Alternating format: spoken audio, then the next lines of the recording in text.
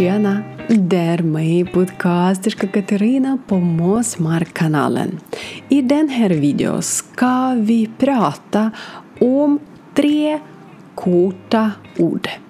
Nej, ja och ju. Men innan vi börjar, du behöver slå på knappen prenumerera för att vi träffas, hörs och jag får veta vilka video du behöver titta eller se på min kanal. So, I know that a lot of people just ignore this topic with the long, short answer because we are not in last century answering yes I do, no I don't, and so on. But let's start from the beginning. So we have actually 2 types of questions, which is special questions when we have special words like where are you, what are you doing, and so on. So we have special word as when, why, how, who, whom, and so on. And in Swedish language it works the same. But also we have the question which is called general question. It is when we are questioning whole sentence. For example, do you work? Do you study? Do you sleep? Do you dream? And so on. And for these questions, which are in Swedish language called ja, nej, fråga, so yes or no questions, we have special rules with the answers. In English language, we would answer yes, I do, no, I don't, yes, I have, no, I haven't, and so on.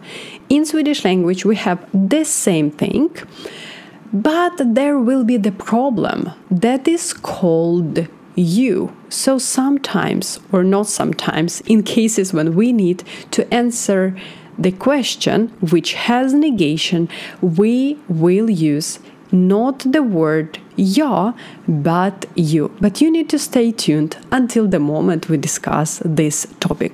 So let's look at the examples. So we start from the easiest one. Arbetar du nu? So we have the verb arbetar. And in short answer we will say ja, det gör jag. You see, instead of word arbetar, we will use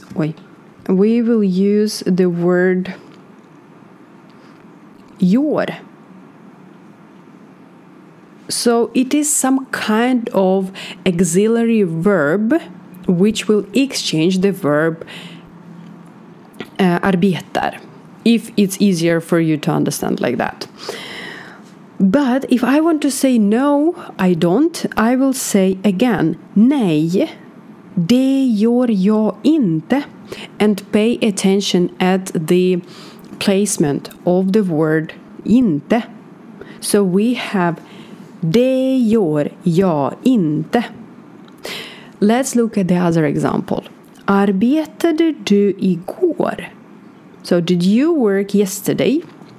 And the answer will be ja, det gjorde jag. Did you notice what happened? Since we have arbetade here, then in short answer we still have the past form gjorde. If we want to say no, rule stays the same. Nej, det gjorde jag inte. You see, inte is also staying at the same place. So the situation looks like this. If you want to ask if someone is doing something or someone doing something, you will use gör in short answer. Gör or gör inte. Gjorde or gjorde inte. Just exchanging the verb into gör.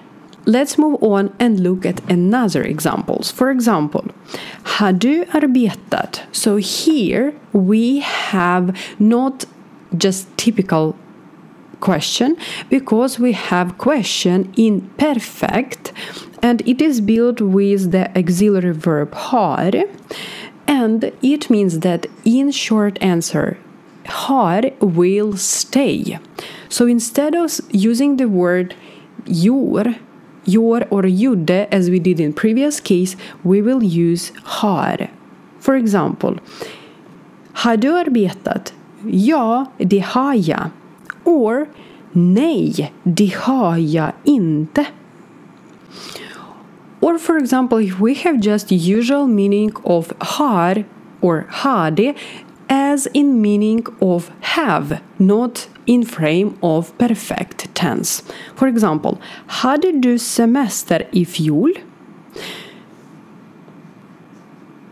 Let's mark it. Ja, det hade jag. Yes, I had. Nej, det hade jag inte. So you see we use har in the answer because har works as auxiliary verb in Swedish language. Let's move on.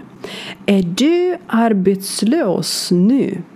So here we have är as the verb. Then in answer it will stays in its place. Ja, det är jag. Or nej, det är jag inte. Or if we want to ask in past tense, for example, var du arbetslös förra året? Ja, det var jag. Or nej, det var jag inte. Let's move on. And of course, we can have questions that starts with hjälp verb or modal verbs. For example, kan du tala svenska? And in answer, you will use or you will say, ja, det kan jag. You see, we use the same thing. We take everything from the sentence, from the question. Or, ja, det kan jag. Or, nej, det kan jag inte. Let's move on, because modal verbs can also be in preteritum. And for example, we ask, kunde du tala svenska förra året? So, could you talk Swedish last year? And the answer will be, ja, det kunde jag. Or, nej, det kunde jag inte.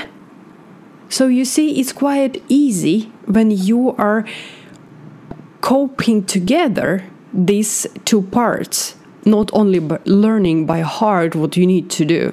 So try to build connecting point. Let's look at one more example. Maybe it can be confusing, but it is the same as we discussed in the very first example. Gör du dina hemläxor, eller just läxor, på kvällen? Ja, det gör jag. Or, nej, det gör jag inte. So, what we have here, it is that gör here is the verb to do. And in answer, we will still use the same verb as we had in the main sentence, not in the sentence, but in the question. And in preteritum, we have the same situation. Gjorde du dina läxor igår kväll? Ja, det gjorde jag. Or, nej, det gjorde jag inte. So what I'm trying to say, it is that gör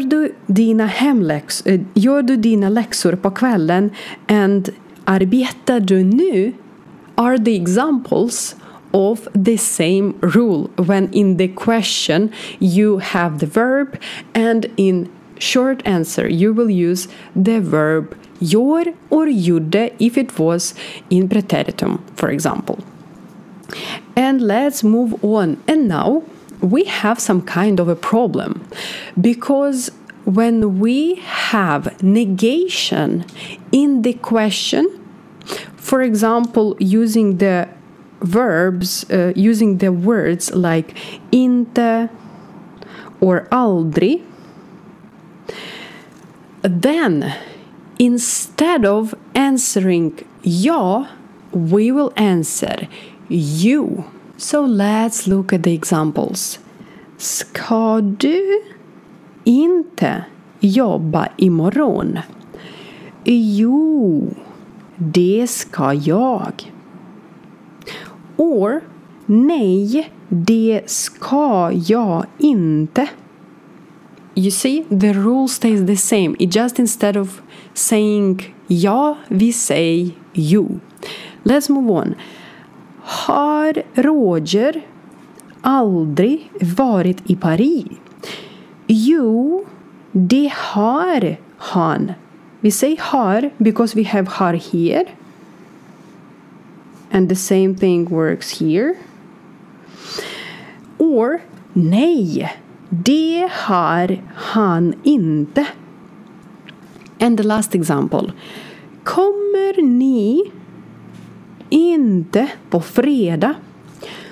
Jo, det gör vi. And you remember that we use the verb gör when we have simple verb in the question. Or if we want to say no, we will answer nej, det gör vi inte. So as you can see that this topic is not that hard unless we understand the principle of creating of the answer. So let's remind us the structure of the answer. So first we have ja or nej. I will do like this. Then we have comma, it's quite important to use it. Then we have det, which is object in this case. After which we use verb, which is your in this case. But you remember that instead of your, we can say har, kan, kunde, and so on. So it is the verb.